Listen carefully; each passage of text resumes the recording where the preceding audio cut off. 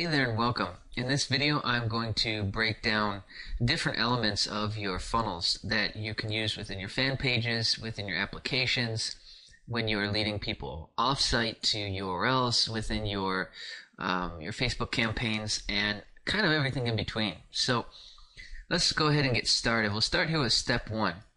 And what I like to consider step one is when people land on your fan page and most likely you'll have the default tab changed to something custom.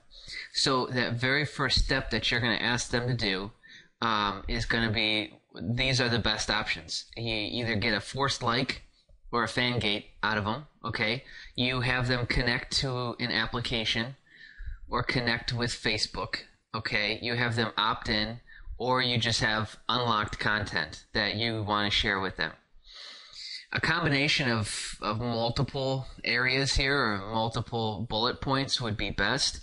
You can simply, if you're lacking creativity, you can simply search around on Facebook, and there's just so many creative custom pages out there that can give you ideas on what to do, how to offer up the content, what to offer for free, and things like that, that you shouldn't really be too roadblocked here with this one. Okay. So step two is building off of step one. So if you have them jump through the first hoop, what are you going to have them do next? So if we did a forced like or a fan gate, then maybe step two would be, now that they've liked the page, they have to opt in. And then on the back side of the opt-in, the thank you page is optimized with all the free stuff that you want to give them, or whatever it is that you're giving them for them to opt in. Or maybe step two already, they've liked the page and now you just redirect them to the unlocked content. Now you can choose to do this, I want to make this clear, you can choose to do this inside the fan page, or you can lead them off-site. Okay, I would split test the two. It all depends on the niche. I've had better luck with hosting it within a fan page, and sometimes I've had better luck taking it off-site and actually loading it up into a new tab or a new window. Okay, or the last thing on step two is you could actually have them connect to the application. So maybe step one is, like the page to get the exclusive content. Step two is now you've got to connect to the application, and then you're going to get what's on the other side of that. So that leaves us with one more subject to touch on, which could potentially be a step three. Now, you got to understand, the more steps in your funnel just to get to this information, you really got to make it good. You got to make it quick. You got to make it easy.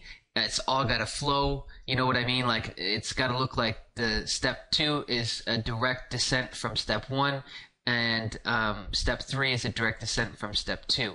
So absolutely make sure all this stuff is lining up, it's making sense, it's quick to go through, and it flows well, because that's what's going to get people to keep going through the funnel. The more steps you add, you're going to get some drop off. Okay, so maybe step three is the unlocked app or unlocked content or an opt-in form of some sort. So maybe I had them connect to the application in step two, and then step three, maybe they're opt for something. So, that could be the potential step three. Again, just make sure it all flows and make sure that it's worth it for them to go through the funnel, and they will. Okay, so let's now touch on some viral elements, some additional viral elements.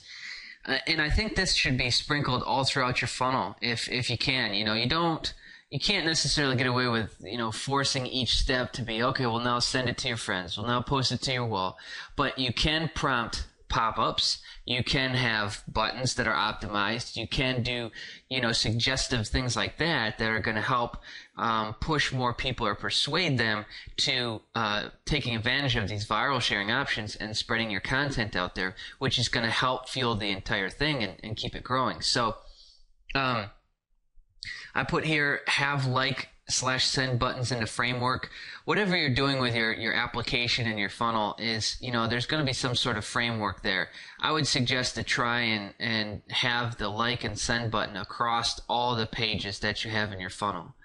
Just so that, even at the end of it with the free stuff. So, hey, did you like this? Then, send your buddies here. But the thing is that, they'll have to walk through the process. They'll have to start all over again. So You can have auto wall posts being submitted. That can happen if you're doing maybe the connect to application or connect with Facebook.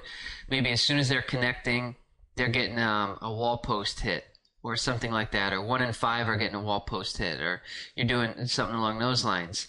You could have optional pop-up windows with post to wall option. I've done this, works really well. It's just it looks like a Facebook notification. Asks them if they want to share on their wall, and if not, no big deal. There's an X there; they can click out of it. You can have friend invite features, and then you can also have share with friends. Share with friends. There's 2 different ways to do it.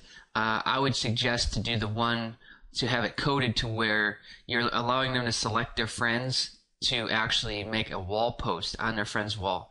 A lot stronger than just your traditional maybe invite friends or something that's going to go to their message box that they might not read. Definitely posting on their wall makes a stronger statement, and it gets more people to act quicker. So in my experience, that works better. So, that's the fan page funnels and application funnels at a bird's eye view.